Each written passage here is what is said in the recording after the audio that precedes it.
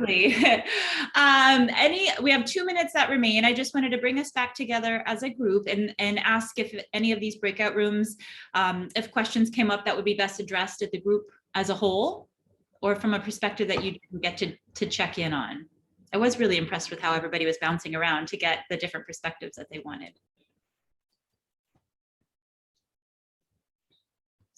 Don't be shy. Yeah, go for it, Lauren. I actually had a quick question about research experience. You guys are talking about how that's super important. If you have experience that wasn't necessarily research-based, but it was very hands-on and in that type of field, does that carry the same weight in the application process, or are you looking for strictly research? That's a great question. For the sake of time, I'm going to say that it matters. It's important, and it's about what skills did you learn within that space that would translate into something useful in grad school. So I'm going to link to a video where somebody that had that as part of their trajectory, who entered our PhD program, talks about that experience. So I'll give you that link in the chat. Jacob, I see your hands up. Go for it. Hi, I was curious. I wanted to ask about different mentoring styles and what things we should be looking for. I've heard people talk about being hands-on, being hands-off, but I was wondering if there were other dimensions that we should be paying attention to when figuring out what type of mentorship style we would work best under. I think that's self-reflection, first of all, and then secondarily asking the graduate students how their advisor operates. Claire, did you want to chime in just briefly about that? About like, how do you find that out? What their style is really like?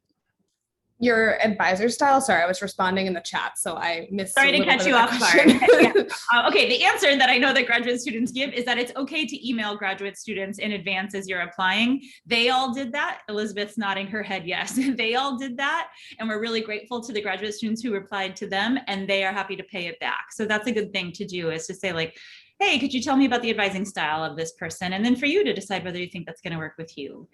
And both of our programs for interview days have a lot of events solely with graduate students, so that you can talk to graduate students and hear about the program from their perspective and find out about the situation in your lab. CNP specifically has you meet with graduate students in the area you want to work in, so multiple labs together, so you get that perspective.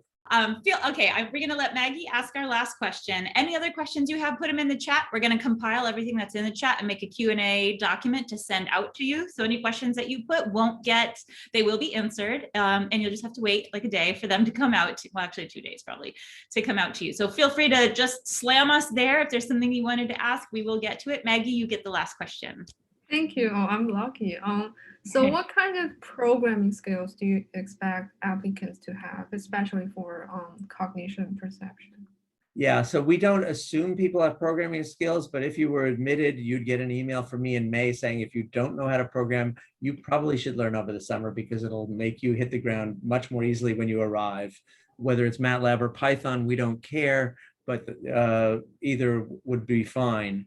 But if you've done none before you get here, picking up some over the summer will make the first semester go much more easily.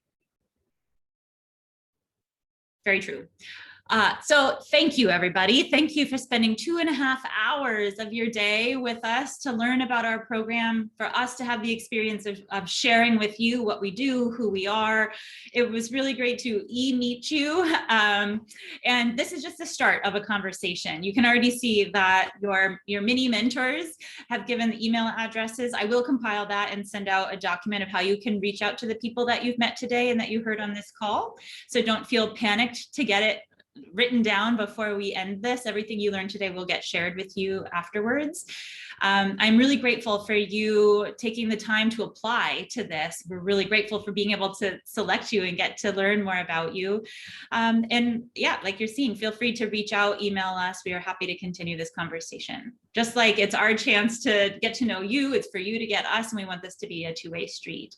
Thank you to all the volunteers as well. Your generosity here is really appreciated. All right. Thank you, everybody. Be well.